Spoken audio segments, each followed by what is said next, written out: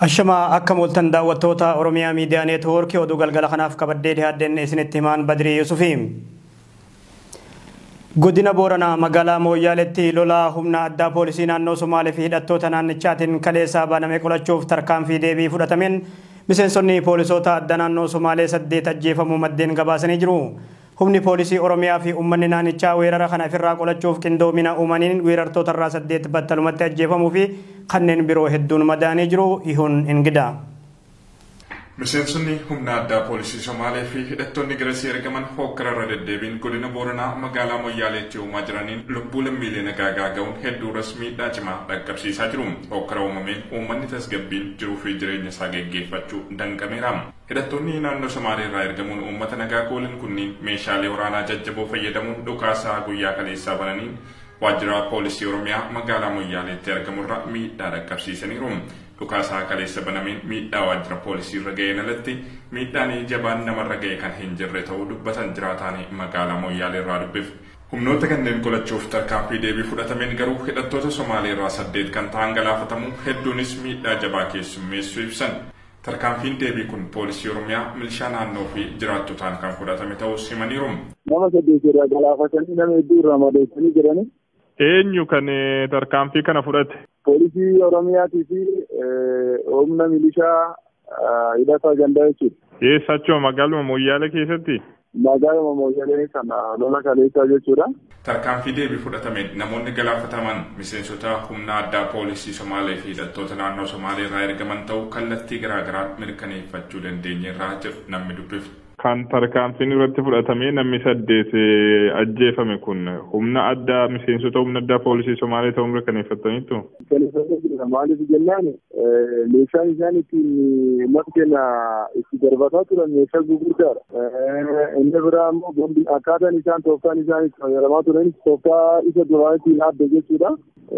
Waggaa dheeraadha kana qaamota badii kanaan nuti magaalaa Mooyyalee keessatti walaadhaa turre. Kanaarraa kun ammoo bifa duraanii sanirraa adda kaleessa galgalaatti arginee jirra. Yeroo fooqileewwan dhedheeraa irratti baanee laallu duubaan humni isaanis dabalataa akka jiran arginee jira. Makiinaawwan hedduu isaanii galfataa akka jiranis arginee jirra. Gama biraatiin infoormeeshiniin tokko kan nu qabnu raayyaa ittisaa keessa illee namootni tokko kana Oromoo kan quuqama saba kanaa ta'an kana dhukkubbiin saba kanaa itti dhagahaman yeroo meeshaa fagootti namatti agarsiisuun ilaalan akka meeshaa hedduu duuba qaban isaanillee nu himaa jiran jechuudha. Infoormeeshinii akkasiillee argannee jirra. Wanti immoo qabatamaan nu argines jirra kan amma kaleessa isaan darbatan jechuudha. Dukkaanonni qabeenyaa dhalattoota Somaalee isaan humna kanaaf da'oo ta'uun nageenya hawaasaa goolanii hedduun barbadaa'uunis ibsameera. Ganama har'aa battala gara Mooyyaaleetti bilbiletti humnoonni naannoo Somaaleetii ergamanii nageenya hawaasaa goolan kunniin achi buuteen isaanii hin beekamne jedhu jiraattonni. Haa ta'u malee miidhaa dhaqqabe haaloo ba'achuuf daguutti lola banuu danda'u yaada jedhu qabaachuu isaanii ibsaniiru. Gocha irratti aggaamamu kamuu qolachuuf uummanni naannichaa fi qaamoleen nageenyaa Oromiyaa qophii barbaachisu gochaa jiraachuu isaaniis eeraniiru. Kaleessa galgala irraa kaasnee hanga ganamaatti qophii hundaa xumurree hanga ganama kana barbaannee dhabne jechuudha. Qaamota badii kana hundi isaanii iyyuu dhokatanii jiranii eessa akka isaan seenan hin beekne. Hanga ganama ijoolleen keenya biikeenii naannoo isaaniitti biikeenii 4 dhukaasitti bananii deebii takkallee hin arganne. Gari isaan lisanii dhabanii gara magaalaa immoo raayyaan ittisaa gidduu nama seenee akka hin haleelle ganama xiqqoo nu dorgaa turani. Ammaa fi odeeffannoon nu qabnu namootaan san waan awwaalataa jiraniif erga nama 8 kana awwaalatan booda bifa biraatiin waraana magaalaa Mooyyalee keessatti hin baname jedhaniiti kan ammaan sana eegaa jirru. Waraanni kamiyyuu karaa fedheellee na dhufuuti akka fedheellee na dhufuuti nuti qophii jirraadha kan jiru amma magaalaa Mooyyalee keessa. Waraanni hundinuyyuu galee jira jechuudha. Deeggarsi gama eegannoon hundaanii nu dhufee jira qophii jira nuti. Hammam rakkoo jiru walta'iinsaan furuuf aangawoonni naannolee lameenii ibsaa turanillee lolli humna addaa poolisii Somaaleetiin godinaalee Oromiyaa garaagaraa irratti banamaa ture. Ammas furmaata waaraa argachuu hin dandeenye. Lolli gaagaama lubbuu lammiilee nagaa fi qabeenyaa sadarkaa olaanaan hordofsiise kun tibbanas iddoowwan birootti bifa haaraan eegalee jiraachuu odeeffannoon godinaalee Oromiyaa garaagaraa irraa argan ni mul'isa. Bifuma wal fakkaatuun godina Shawaa Kaabaa aanaa Debra Libaanos magaalaa Shararoo keessatti namoonni meeshaa waraanaa hidhatanii nageenya hawaasaa booressuuf bobbaafaman to'annaa jala oolfaman. Namoonni qabaman kanneen dhalattoota saba Tigree fi Sumaalee akka ta'anillee jiraattonni Oromiyaa miidiyaa neetwoorkiitti himanii jiru. Usman Bayyuu. Mootummaa wayyaanee qaamota nageenya hawaasaa booressan leenjisee uummata keessatti bobbaasuun hawaasni nagaan jireenya isaa idilee tasgabbiin akka hin gaggeeffanneef Oromiyaa bakkoota tokko tokkotti gocha akkanaa deddeebiin raawwatamaa jira.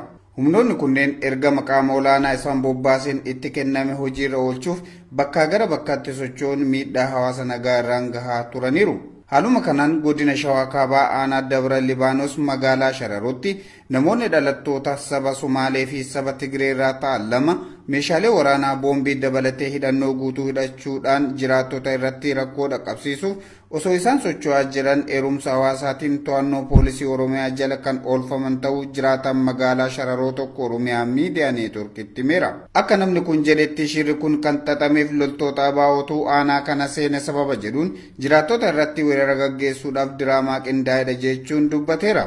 Namoota warra Sumaalee fi Tigraay namoonni uummata keenya miidhuudhaaf bakka warra haaromsaa maqaallee balleessuudhaaf gocha kana bakka jechuun yookaan abaa'oodhaa yookaan balleessuudhaan maqaan uummata keenya balleessuu yookaan maqaa isaaniitiin gocha hin taane raawwachuudhaan qabaman meeshaa buusuu wajjin boombii baatanii deeman boombii hiikaa yeroo qabaman.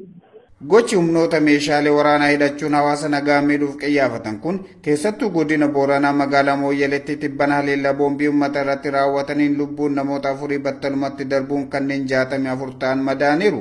Guyyaa kaleessaas magaaluma Mooyyalee kanatti qaamonni humnoota addaa naannoo Sumaaleetiin bobbaafamuun uummata irratti haleellaa raawwachuu wayitii tattaaffii godhaa jiranitti namoonni 2 kan ajjeefamanii fi 2 immoo to'annaa seeraa jala oolfamuun oduu kenna kaleessaatiin gabaasneetiin turre. Dararaan humni waraana wayyaanee lixa Oromiyaa magaalaa Danbidolloo keessatti nurratti geggeessaa jiru daran hammaatee jiru jiraattonni guyyaa har'aa waraanichi dhukaasa banuun magaalaa goolaa turu maddeen kan gabaasan yeroo ta'u baay'inni waraanichaa naannichaatti bobbaafames akkaan dabalaa akka jirutu gabaafamee jira. Labsii yeroo muddamaa golgaa godhachuun waraanni wayyaanee baay'inaan garasitti bobbaafamee jiru erga guyyoota 3 as gidiraan jiraattota magaalaa Danbidolloo irratti geggeessaa jiru daran hammaatu isaa maddeen gabaasanii jiru. Humna waraana sirnichaa bu'uura seeraa cabsuun mirga lammiilee sarbaa jiru kana hongessuuf abbaan torbee ganama kana haleellaa fudhatuu isaa jiraattonni ibsuun sababa kanaan wal qabatee miseensonni waraanichaa gamoo gubbaa maadheffatan dhukaasa banuun magaalaa gooluu isaanii himan. Humni waraanaa haleelame kun yeroo mara guyyaa gabaa uummata gooluu fi duula saamichaa dhaabbataan geggeessuu waan addeeffateef ganama kana ammoo abbaan torbee haleellaa irratti qiyyafatee geggeessuu isaa jiraattonni Oromiyaa miidiyaa neetwoorkiitti himanii jiru. Waraana haleelame kana miidhaan irra ga'e addaan bahee jira jedhee kan gaafadhe jiraatan kun miseensota isaanii miidhame ni dhoysu waan ta'eef hanga ammatti miidhaan isaan irra ga'e addaan baane garuu uummata irratti dhukaasa banuun cinatti magaalaa keessatti namoota reebaa turuu ibse namni maqaan isaa akka ibsamuun feene tokko. Akkuma beekan kaleessa dheengadda jerri uummata goolaa turaniiru har'as uummata gooluuf ganamaan ba'aniiru yeroo isaan uummata gooluudhaaf ganamaan ba'anitti utusaan waan tokko hin godhin yookiis utusaan waa hojjechuu hin jalqabin abbaan torbee boombii bakka isaan ta'anitti irratti darbate erga abbaan torbee boombii bakka isaan ta'anitti irratti darbate booddeetu warri gamoo irra ta'an immoo gamoo irraa dhukaasa irratti banuu jalqaban. Garuu isaan akka yaadanitti ganamaan ba'anii raawwatanii uummata kana gaafa guyyaa gabaatiin yeroo hundumaa uummata goolu uummata gooluudhaaf isaanii qindaa'ee sara shubburii warra jedhama warra uffata tuuttaa uffatanii fi makalaakaa walii galanii utuu isaan ta'anii maree mari'ataa jiranii uummata kana saamuudhaaf maree irra utuu isaan jiranii mana nyaataa ukkaa kan jedhamu keessatti abbaa torbeen boombii irratti darbate jara keessa namni miidhame amma ammaatti hin jiru garuu finichaaree masaa akka qaree malee namni miidhame hin jiru garuu boombii kan darbate abbaa torbeedha achii baatee raawwattee warra ittiin gamoo irra jirtu immoo dhukaasa uummata irratti bantee goolaa jirti. Namoota madaa'e hin osu isaan namoota madaa'e yeroo baay'ee hin osu ammaatti biran gaafne ijoolleen achi jiru ijoolleen adda baasaa jiru hin osu isaan malee kan miidhame uummata keessan immoo waatee hin jiru magaalaa keessa keessatti. Uummata kana magaalaanuma keessa kaachisanii malee amma ammaatti namni miidhame hin jiru namni qabames hin jiru namni rukutames uummata keessa hin jiru garuu rasaasii darbataniira rasaasii kun nama rukuteef rukunne isaa amma ammaatti adda hin baafne namni rukutame immoo hospitaala seene hin jiru amma ammaatti namoonni ijoolleen hospitaala jiru. Ijoollee hospitaalaa qabnaa ijoollee dawwallee gaafa jennu namni hospitaala dhufe hin jiru hin jiru jarri immoo yoo miidhaman jarri hin uffatu kan isaanii hin himatan namni keenya yoo dhaamatu warratu adda ba'a malee isaa namni keenya immoo namni miidhame hin jiru amma ammaatti. Humni waraanaa lixa Oromiyaa magaalaa Danbidollootti bobbaafamee jiru kun lakkoofsi isaa guyyarraa gara guyyatti dabalaa waan jiruuf maaliif akka dabalamu nu yaaddessee jira jiru jiraattonni labsii yeroo muddamaa nurraa kaasan jennee osoo eeynu lakkoofsi waraanaa dabaluun kun yaaddoo nutti uume jechuun jiraattonni komii isaanii ibsatanii jiru. Keessattuu humni waraanaa bifa haaraan naannichatti bobbaafamee fi uffata magariisa uffate dararaa geggeessuun cinatti qabeenya namaa kan akka uffata jaakketa, maallaqa, mobaayilii fi kan kana fakkaatu saamurratti bobba'uu isaatis jiraattonni komii cimaa dhiheessanii jiru. Dararaa humnoonni mootummaa naannichatti bobbaafaman geggeessaa jiran kana qaama mootummaa itti iyyattan qabdanii jedhee kan hin gaafadhe jiraatan naannichaa kun akkana jedhama. Waan tokko waan jedhan qabu waraanni kun biyya Dambidolloo irratti baay'ee humnaa olitti hammaatee jira. Wanta jennus wallaalleerra waan goonus wallaalleerra. Qaniitti utuu ittiin dabalamin hin oolu. Komaandi poostiin nurraa ka'a jennee nurraa ka'u jennee ijjinan magaalaan Dambidolloo. Garuu qaniitti guyyaadhaa gara guyyaatti waraanuma dabalamaa oola. Amma immoo keessa bahee warra uffata magariisa uffatan tuuttaadha uffanni isaanii. Isaan kun uffata yonnaa argan kootii babbareedaa illee yonnaa arganii warra uffatuma irra keessaa illee nama uffata namarraa baase isaan mul'atan. Birrii hin saamu, moobaayilii hin saamu, dubartoota hin saamu. Keessa ba'anii gabaafaa seenan gaafate gabaa keessa waan jiru hin saamu, namoota saamu. Gabaa isaan saamiidhaaf warra dhufanidha. Kanaaf iyyuu nuyi amma waan jennus wallaalleerraa waan goonus dhabneerraa komaandi poostiin nurraa ka'u jenna garuu akka Dambidollootti daddarbu jira bakka uummati baay'ee miidhamaa jira. Halkan fa'aa manni namootaa hin cabsu hin hatu. Magaalaa kun suuqii fa'aa hin hatu. Rakkoo humni kun uummata irraan gahaa jiru kana qaamni mootummaa naannoo san jiru itti iyyattanii wanni isin deebisaa isin laatan jira? Gonkumayyuu achi gara waajjira godinaatti gaafa iyyatamu godinni waan tokko hin godhu. Godina yeroo jennu namootni achi keessa namooti yaadan hin jiran maal akka ta'e wallaalle bakka. Isaan waan tokko waan godhan hin qabani waan goonu hin qabnu duduubaan jira wajjin namoonni jiran jiru. Achuma bulchaan godinaa suni uummata sana jara sana wajjin jira. Godina irra kan ture namichi Naggaallee jedhamu kun jara hunduma raawwatee amma bayeera kan jedhamutu jira. Bayeeraaf hin jiru isaan beeknu garuu bayeera gadhiiseeraa jedhama hin badu yeroo hundumaa. Yeruma sana kanaa jiru kan jara sana akka isaan waan barbaadan godhuuf isadha. Waajjira godinaati kan isaan ta'an walii gad deemaniiti. Waajjira poolisii keessa namoota waajjira poolisii keessa gara uummataa goranii uummata kanaaf dhaabbatan immoo hidhaniiru. Amma ukkaanfamee jira uummati kun ukkaanfamee jira akka magaalaa Dambidollootti. Erga muummichi ministeeraa Dr. Abiyyi Ahmad gara taayitatti dhufanii as haalli Oromiyaa keessaa hagas mara waan geeddaramin fakkaatu. Garuu namoonni hidhaman hangi tokko manneen hidhaa garaagararraa gadhiifamuun gammachiisaa ta'us gama biraatiin ilmaan Oromoo baay'inaan hidhatti guuramaa akka jiran gabaasaaleen nu dhaqqabaa jiran ifa godhu. Godina Harargee Bahaa Aanaa Baddannotti waraanni raayyaa ittisa wayyaanee maqaa komaandi poostiin sossoo'u namoota baay'ee maqaa adda bilisummaa Oromoo waliin hidhata qabdu jechuun hidhatti guuraa akka jiru gabaafamee jira. Humnoonni kanneen gama biraatiin maqaa qeyroo ijaartan jedhuu fi adda bilisummaa Oromoo waliin bosonatti wal qunnamtu jechuun heddumminaan dargaggoota hidhatti guuraa jiru jedhame. Abdusalaam Hasan gabaasaa kana qindeessee jira. Muummee ministeera Itoophiyaa Dr. Abiyyi Ahmed naannolee irra deemuun qeerroo motora qabsootii jechuun faarsus iddoo garagaraatti miidhaan qeerroo irra dhaqqabu dhaabbachaa hin jiru jechuun jiraatotni godina garagaraa komataa jiru. Naannoo Oromiyaa iddoo garagaraatti labsii yeroo muddamaa da'oo godhachuun waraanni raayyaa ittisaa wayyaanee qeerroo fi qarree adamsuun manneen hidhaatti guuraa jiraachuun ibsameera. Godina Harargee Bahaa Aanaa Baddannootti waraanni raayyaa ittisaa wayyaanee maqaa komaandi poostiin socho'u namoota baay'ee maqaa ABO'tiin hiraarsaa jiraachuu jiraataan aanichaa Oromiyaa miidiyaa neetworkitti himan. Akka namni kun jedhanitti jiraatota aanichaan maqaa qeerrootiin ABO gaaratti tajaajilaa jirtanii waan hojjetaa jirtan kana himaa jechuun qeerroo baay'een manneen hidhaatti guuruun dararaa jiru.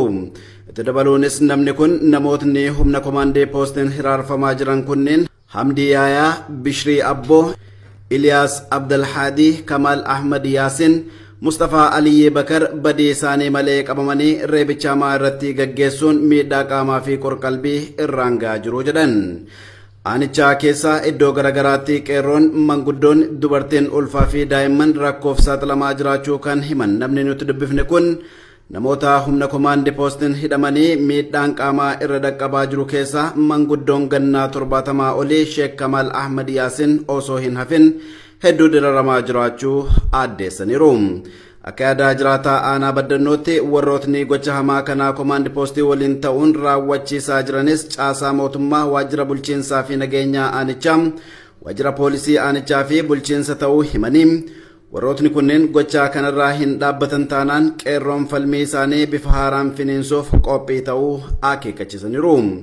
labsii yeroo muddamaa kanaan ilmaan Oromoo kumootaan lakkaawaman godinoota garaagaraa irraa humna komaandi poostiin manneen hidhaatti guuramaa jiraachuu gabaasota keenya tanaan duraan isin biraan gaaturuun kennaa kan yaadatamudha. Lammiileen Oromoo fi kanneen biroo manneen hidhaa sirna wayyaanee garaagaraa keessatti gidiraa yeroo dheeraaf argaa turan hangi tokko gallakkifamaa akka jiran gabaafamaa jira. Bifuma kanaan guyyaa kaleessaa fi har'aatis ilmaan Oromoo hedduun manneen hidhaa garaagaraa kanneen akka Dirree Dhawaa, Baatuu yookaan mana hidhaa Zuwaayii keessaa gallakkifamuu isaanii maddeen gabaasanii jiru. Faa'izaa Iliyaas gabaasa bakkoota garaagaraa walitti qindeessitee jirti. Ilmaan Oromoo dhibbootaan lakkaawaman manneen hidhaa mootummaa wayyaanee keessatti waggoota dheeraaf dararamaa jiran keessaa hangi tokko godinoota garaagaraa irraa gadi lakkifamaniiti jiran.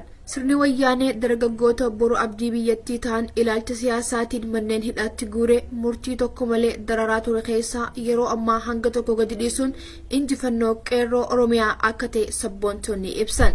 Ilmaan Oromoo sababa Oromummaa isaanii qofaaf manneen hidhaa sirnichaa kanneen akka Baatuu yookaan Zuwaayii fi Dirree Dhawaa keessaa gadi lakkifaman irra caalaan isaanii barattoota yoo ta'an kanneen hafanis magaalota Oromiyaa adda addaa keessaa waggoota 10 dura hidhamanii turan bilisaa gadi lakkifamaniiti jiran. Ilmaan Oromoo mana hidhaa Dirree Dhawaa fi kanneen biroo keessatti hidhaman hedduun akka jiran maddeen gabaasan. Gama biraatiin Yuunivarsiitii Haramayaa keessaa barattoonni akka lakkoofsa biyyattii bara 2008 yakka tokkoon maletti barnoota isaanii irraa ari'amanii turan yeroo ammaa waamichi godhamee fi guyyaa dheengaddaa akka barnoota isaanii jalqaban godhameeti jira. Akkasumas kanneen mana hidhaa adda addaa keessatti dararaan irra gahaa tures bilisaan gadi lakkifamaniiti jiran. Barattoonni Yuunivarsiitii Haramayaa irraa qabamanii turanii fi yeroo ammaa gadi lakkifaman kanneen guyyaa tokkollee mana murtiitti kan hin dhiyeeffamin tahuu barattoonni OMN'f himan. Namoonni hidhaa irraa bahan kanneen dararaa fi hanqina midhaan nyaataa achi keessatti isaan mudataa tureen qaamni isaanii akka malee miidhamus dubbata barataan kun.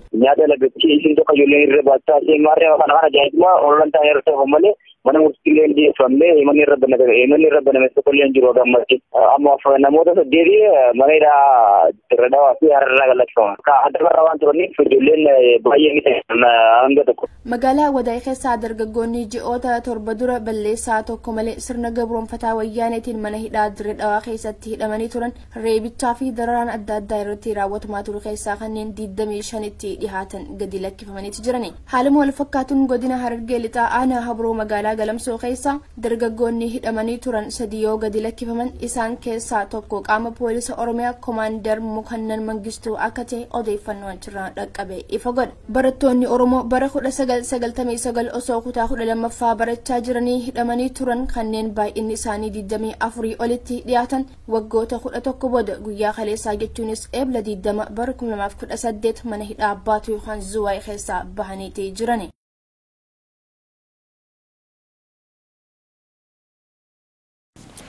Gama biraatiin sirni wayyaanee faallaa kanaa ilmaan Oromoo hedduu sababa gahaa malee hidhatti dachaasaa akka jiru gabaafamaa jira.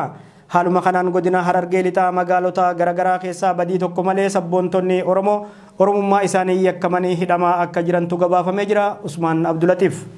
Araara biyyoolessaa fi dirree dimokiraasii bal'isuuf ja'amee hojii hojjetamaa jiruun bakkoota tokko tokkotti hidhamtoonni siyaasaa gadi lakkifamanis bakkoota hedduutti hidhaan akkuma itti fufetti jiraachuu maddeen addeessan.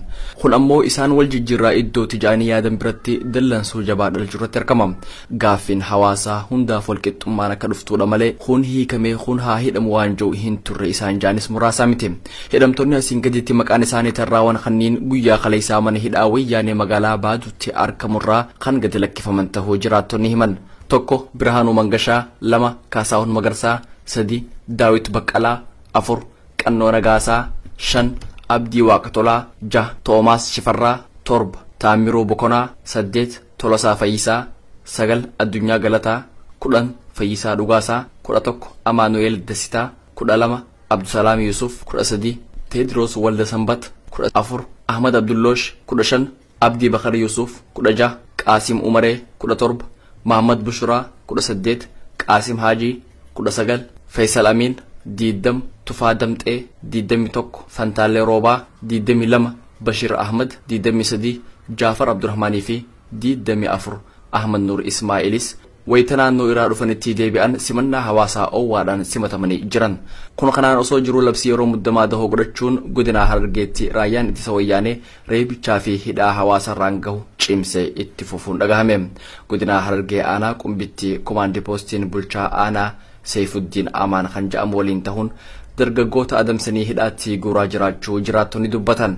Akka maddeen ifoomsanitti miidhaa qaamota sirna wayyaaneetiin badii malee namoonni naannoo Qumbiitti adamfaman tokko Jabeessaa Gammadaa Barsiisaa, 2 Ahmad Muloo, 3 Abdishuun Umar, 4 Abdumaalik Sheeknaa, 5 Waqaloo yookiin Shukrii Shaafii, 6 Abbush Gannatii fi 7 Iliyaas Abdii isaan manguddoo biyyaa tahan. Haaluma wal fakkaatuun godina Harargee aanaa mi'eessottis miidhamni wal fakkaataan qaama sirnichaa hidhateen hawaasa Harargee jiraachuu maddeen ibsan. Akka jiraattonni aanichaa himanitti hammam aarri buufamaa jira jechuun olii tana haa farfamus haalli aanaa mi'eessoo jiru akkaan yaaddeessaa ta'uu himan. Yakka tokko malee dargaggoota aanaa kanaa adamfaman bakka isaan buufaman namni beekuu danda'e hin jiru. Hidhamtoota dhihootti haala saniin dhabamsiifaman keessaa tokko Murteessaa Jamaal Ibroo fi 2 Xaahiroo Hussein jiraattotaan yoomillee kan hin dagatamne ta'uu haasan.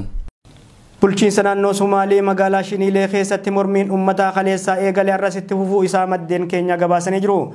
Akka gabaasa naannichatti jiraattonni magaalaa Shiniilee dhibbootaan lakkaa'aman daandii irratti bahuun mormii cimaa fi dhaadannoolee garaagaraa sirnicha irratti dhageessisaa jiran.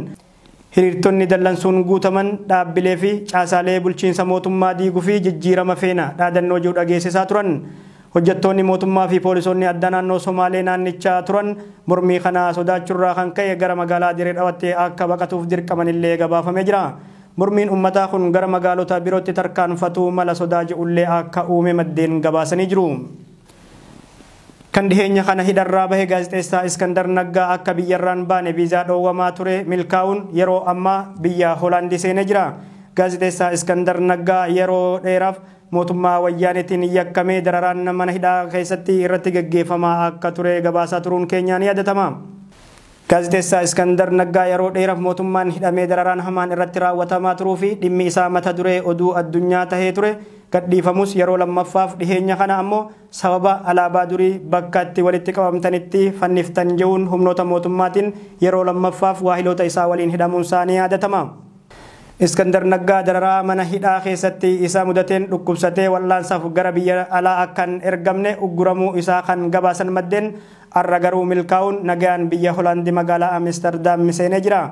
Wayita dirree xayyaaraa biyyattii gahettis gitii isaa gaazexeessaa Oromiyaa Miidiyaa Neetwoork Dammaqaa Nagaasaa gara suutufaa fi akkasuma waahiloonni isaa biroo gammachuun simatanii jiru. Sirni wayyaanee ilaalcha siyaasatiin lammiilee hidhuu fi ukkaamsuu akkasuma dhiittaa mirga dhala namaa geggeessaa jira jechuun mormii fi qeeqni jabaan biyya keessa fi alaa itti hammaatuun isaatis beekamaadha. Egaan daawwattoota Oromiyaa Miidiyaa Neetwoork oduun galgala kanaaf qabannee dhihaanne isaan gammaasin dhageessifne ture. Qophiilee Oromiyaa Miidiyaa Neetwoork hafan waliin tura. Oduu kana kan isin dhageessisan Badrii Yusufi ogeessa kaameraa fi teknikaa keenya Abdii Jamaal waliin ta'uuni.